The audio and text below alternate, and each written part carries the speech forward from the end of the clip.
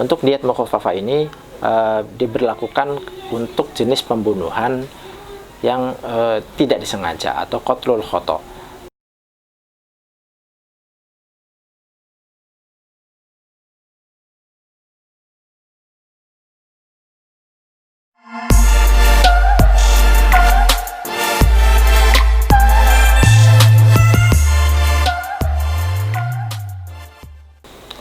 Assalamualaikum warahmatullahi wabarakatuh. Bismillah, alhamdulillah, wassalatu wassalamu ala rasulillah wa ala alihi wa sahbihi wa mawalah, amma ba'du. Sahabat santri yang berbahagia, berjumpa lagi dengan saya dalam channel HM Al-Inaron 2. Dalam kesempatan kali ini saya akan sedikit menjelaskan tentang kisos dan diyat. Materi ini melanjutkan atau lebih memperjelas tentang pembahasan kemarin tentang jinayat. Dalam hal ini akan lebih dispesifikkan dalam pembahasan tentang kisos dan diyat.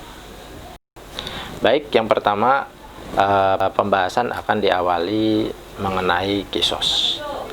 Jadi kisos tentu akan berkaitan sekali dengan jinayat, karena kisos itu sendiri adalah suatu konsekuensi yang harus dijalani ketika seseorang melakukan pembunuhan atau melukai anggota tubuh. Oke, secara definisi untuk kisos sendiri adalah melakukan pembalasan atau suatu hukuman atas kejahatan yang dilakukan oleh seseorang, dan hukuman tersebut adalah hukuman yang setimpal atau hukuman yang sama atas apa yang sudah dilakukannya. Jadi inti dari kisos itu adalah perbuatan atau hukuman yang sama atau hukuman yang setimpal atau hukuman yang sama persis dengan perbuatan kejahatannya. Jadi jika digambarkan, kisos itu adalah seperti halnya misalkan yang umum difahami oleh orang-orang adalah misalkan seseorang melakukan pembunuhan kepada orang lain, maka dia harus dibunuh kembali, atau maka dia harus dihukum dihukum mati begitu. Atau ketika melakukan perbuatan melukai, maka dia harus dilukai kembali. Tapi tentu dalam hal ini ada ketentuannya.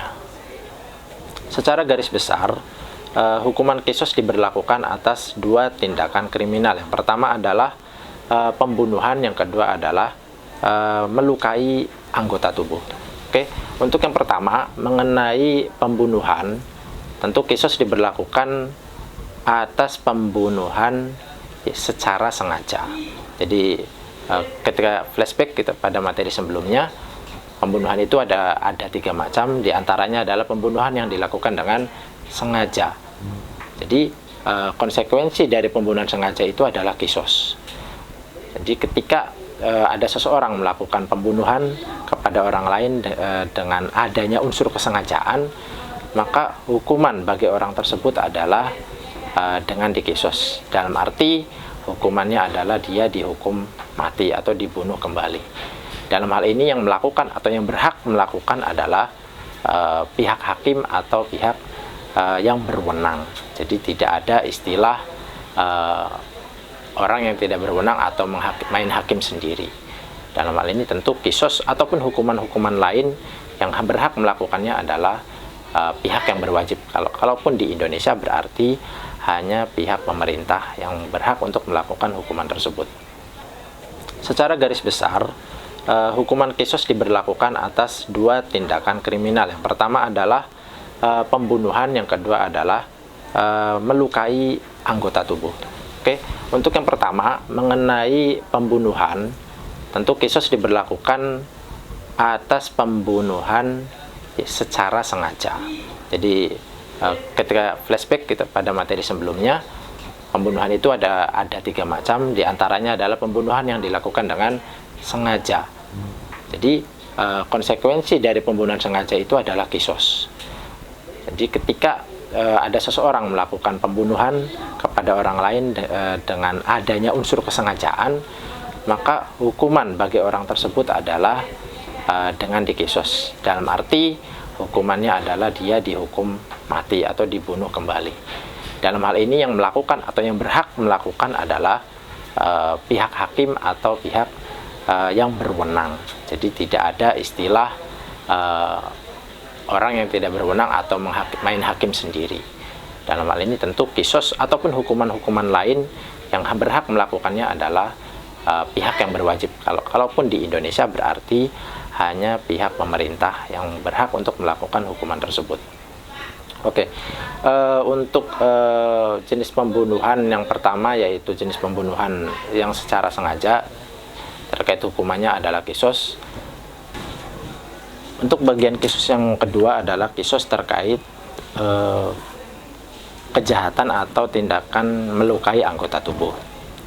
Jadi ketika seseorang melukai anggota tubuh ataupun memotongnya, itu maka berkonsekuensi hukuman kisos. Dalam hal ini ketentuannya tentu ketika kita melihat bahwa kisos itu adalah hukuman yang setimpal, maka hal ini tentu terkait dengan ketentuan bagaimana cara dia melukainya. Oke, yang kedua tentang kisos adalah kisos yang berkaitan dengan tindakan memotong atau melukai anggota tubuh seseorang. Ketentuannya tentu yang pertama adalah tindakan pemotongan atau melukai tersebut, tindakan pemotongan tersebut pada bagian persendian.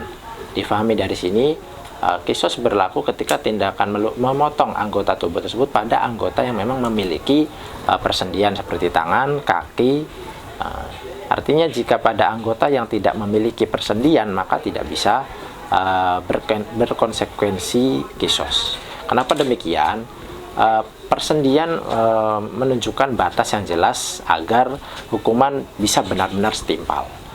Sebab ketika tindakan memotong itu tidak pada bagian persendian, maka akan sulit untuk menentukan batas yang sama persis dengan korbannya. Ini kan ketika bagian yang dipotong adalah bagian persendian, maka si pihak yang menghukum akan jelas tinggal memotong pada bagian persendian lagi, sehingga kisos bisa berjalan dengan sama persis, bisa setimpal begitu. Kemudian ketentuan yang kedua adalah anggota tubuh yang dilukai bukan anggota yang lumpuh. Kemudian anggota tubuh yang dikisos itu harus sama dengan anggota tubuh yang dipotong atau anggota tubuh korbannya. Misalkan yang dipotong adalah tangan kanan, maka kisos berlaku pada tangan kanan. Misalkan kaki kiri, maka kisos berlaku pada kaki kiri. Kemudian terkait dengan syarat-syaratnya, kisos juga baik itu berkaitan dengan anggota tubuh, pemotongan anggota tubuh ataupun tindakan menghilangkan nyawa. Ketentuannya yang pertama adalah orang yang melakukan tindakan pembunuhan ataupun pemotongan anggota tubuh harus orang yang berakal. Jadi misalkan orang tersebut gila ataupun dalam keadaan tidak berakal, maka kisos tidak bisa diberlakukan. Kemudian yang kedua adalah orang yang melukai atau orang yang membunuh itu bukanlah ayah dari korban. Jadi misalkan yang membunuh adalah ayah dari korban, maka ini tidak bisa diberlakukan kisos. Kenapa demikian? Jadi di dalam beberapa referensi dijelaskan bahwa hukuman kisos tidak diberlakukan pada seorang ayah yang membunuh anaknya, itu adalah karena dimungkinkan atau ada kemungkinan walaupun kecil tindakan ayah itu adalah sebagai takdib atau bahasa lainnya adalah tindakan mendidik. Syarat yang ketiga adalah orangnya sudah balik. Artinya kisos tidak bisa diberlakukan ketika orangnya masih, atau pihak yang membunuh atau yang melukai atau memotong anggota tubuh itu adalah orangnya masih kecil atau bahasanya adalah belum balik. Kemudian syarat yang keempat adalah pihak yang membunuh dan yang terbunuh atau korban mempunyai derajat yang sama. Artinya dia memiliki sama-sama orang yang merdeka. Artinya ketika yang dibunuh adalah budak, maka tidak bisa diberlakukan hukum kisos. Ataupun yang dibunuh adalah non muslim, maka tidak bisa diberlakukan hukum kisos.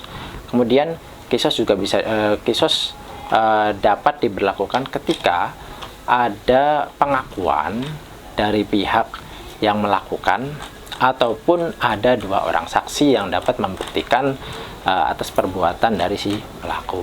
Jadi misalkan di pengadilan ada 2 orang saksi yang menyatakan bahwa si A adalah pembunuh, maka kisos dapat diberlakukan, ataupun si A sendiri yang melakukan pengakuan. Kemudian selanjutnya adalah pembahasan tentang diat. Diat tentu berkaitan sekali dengan kisos, sebab diat salah satu penyebab diat diberlakukan adalah ketika si pelaku mendapatkan maaf dari keluarga korban, maka konsekuensi hukumannya tidak kisos tetapi berpindah kepada diat. Oke, secara detail pengertiannya, diat sendiri adalah sejumlah harta yang wajib diberikan kepada pihak keluarga korban atau kepada pihak korban atas perbuatan yang dilakukannya, baik itu pembunuhan ataupun melukai anggota tubuh. Jadi dalam pembunuhan ataupun melukai anggota tubuh itu juga ada konsekuensi hukum yang berupa diat. Untuk macam-macamnya, secara garis besar diat itu terbagi menjadi 2. Yang pertama adalah diat mughalladhah dan yang kedua adalah diat mukhaffafah. Yang membedakan adalah jenis harta yang harus dibayarnya saja. Oke. Yang pertama adalah diat mughalladhah atau istilahnya adalah diat berat. Itu adalah tebusan atau bayaran yang harus dibayarkan oleh pihak pelaku yang berupa 100 ekor unta, terdiri dari 30 unta hikoh atau bahasanya adalah unta betina berumur 3 memasuki 4 tahun, kemudian 30 unta jaza'ah atau unta berumur 4 memasuki 5 tahun, dan yang berikutnya adalah 40 ekor unta khalifah atau unta betina yang sedang hamil. Jadi perinciannya 100 ekor unta itu adalah 30 unta hikoh, 30 unta jada'ah, dan 40 unta khalifah. Itu adalah jenis diat mughalladhah. Kemudian kapan diberlakukannya diat mughalladhah? Diat mughalladhah diberlakukan ketika si pembunuh atau si pembunuh mendapatkan maaf dari pihak keluarga korban tentunya. Jadi misalkan pihak keluarga korban memaafkan pembunuh yang disengaja misalkan, maka hal ini kisos tidak diberlakukan. Yang seharusnya adalah kisos kan, tetapi kisos tidak diberlakukan karena mendapatkan maaf dari pihak keluarga korban. Tapi hukumannya, konsekuensinya adalah berpindah kepada diat, dan diatnya adalah diat mughalladhah dengan perincian yang tadi. Ataupun diat mughalladhah juga diberlakukan pada pembunuhan yang semi sengaja atau seakan sengaja. Saya ulangi lagi mengenai pembunuhan yang semi sengaja atau seakan sengaja, atau istilahnya adalah shibih amad. Itu adalah pembunuhan dengan alat yang secara umum tidak bisa untuk membunuh, tetapi orang yang melakukan penyerangan dengan adanya unsur kesengajaan. Jadi misalkan seseorang melempar orang lain dengan kertas, ternyata dia mati. Nah, itu adalah contoh dari pembunuhan shibih amad atau semi sengaja. Konsekuensi hukumnya adalah diat mughalladhah. Kemudian diat mughalladhah juga diberlakukan ketika pembunuhan-pembunuhan yang dilakukan di tanah haram, yaitu di Madinah ataupun di Mekah, ataupun di bulan-bulan mulia atau di bulan-bulan haram. Kemudian untuk tata cara pembayarannya, untuk diat mughalladhah dengan jenis pembunuhan yang sengaja namun mendapatkan maaf, itu 100 ekor unta tersebut harus dibayarkan secara tunai. Artinya tidak boleh diangsur. Kemudian untuk pembunuhan yang semi sengaja, untuk pembayaran 100 ekor unta tersebut dapat diangsur selama 3 tahun. Kemudian untuk diat yang berikutnya adalah diat mukhaffafah. Di sini sama, diat mukhaffafah adalah tebusan yang berupa 100 ekor unta. Hanya saja perinciannya adalah 20 unta hikoh atau tadi unta betina yang berumur 3 memasuki 4 tahun, 20 unta jadaah atau unta betina yang berumur 4 memasuki 5 tahun, 20 unta bintu labun atau unta betina berumur lebih dari 2 tahun, atau dan berikutnya adalah 20 ekor unta ibnu labun ataupun unta jantan berumur 2 tahun, dan 20 ekor unta bintu makhol atau unta betina berumur 1 tahun lebih.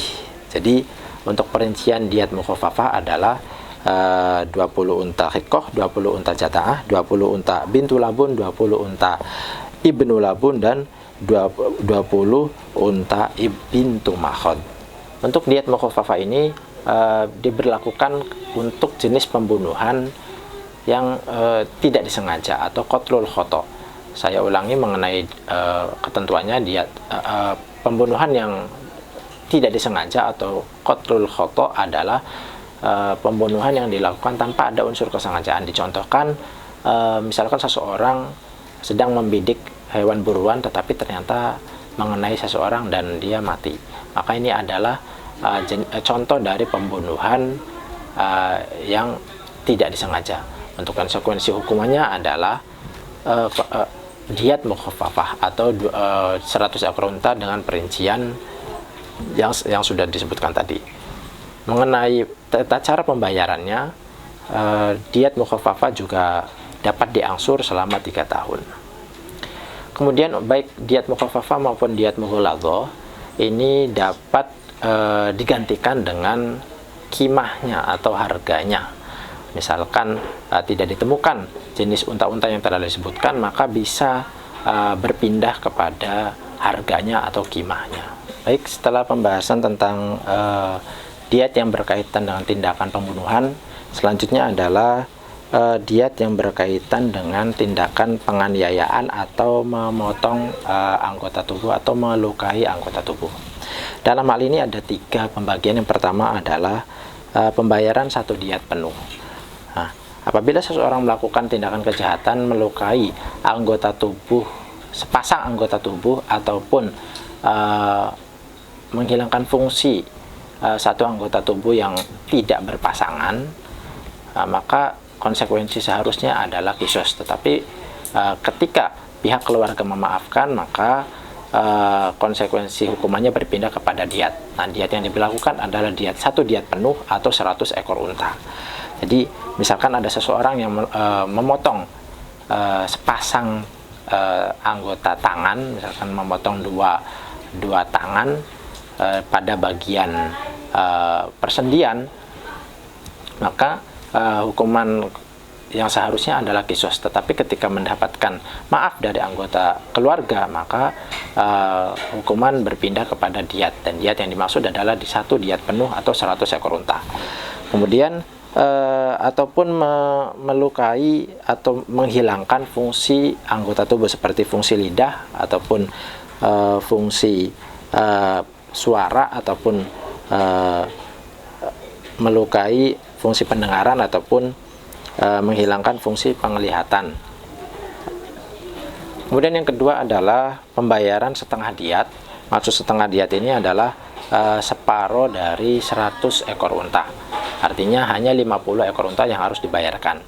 Ini diberlakukan ketika seseorang melukai atau memotong satu anggota tubuh yang berpasangan. Misalkan satu tangan yang dipotong pada bagian persendian, yang seharusnya adalah qisas, tapi ketika mendapatkan maaf dari pihak keluarga, maka pembayarannya adalah setengah diat. Ataupun misalkan memotong satu kaki, maka ketika mendapatkan maaf dari pihak keluarga, pembayarnya adalah setengah diat. Ataupun melukai atau menghilangkan fungsi penglihatan tapi hanya satu saja, maka satu bagian mata saja, maka hukuman atau konsekuensi yang diberlakukan adalah setengah diat. Kemudian pembahasan yang ketiga adalah tentang pembayaran sepertiga diat. Ini apabila seseorang melukai anggota tubuh seperti melukai anggota kepala sampai ke bagian otak, dan melukai badan sampai ke bagian perut, ini hukuman atau konsekuensi yang harus dibayar adalah sepertiga diat. Kemudian di dalam mengenai diat juga ada pembayaran diat yang secara khusus, yaitu di sini misalkan seseorang yang melukai anggota tubuh sampai tulangnya bergeser, maka diatnya adalah 15 unta. Kemudian setiap melukai jari-jari tengah dan jari-jari tangan ataupun kaki, diatnya adalah 10 ekor unta. Demikianlah tentang pembahasan tentang kisos ataupun diat yang melanjutkan materi yang sebelumnya. Hanya saja di sini pembahasannya lebih dispesifikan hanya pada bagian kisos dan diat saja. Cukup sekian, kurang lebihnya mohon maaf. Wallahul muwaffiq ila aqwamit thoriq. Wassalamualaikum warahmatullahi wabarakatuh.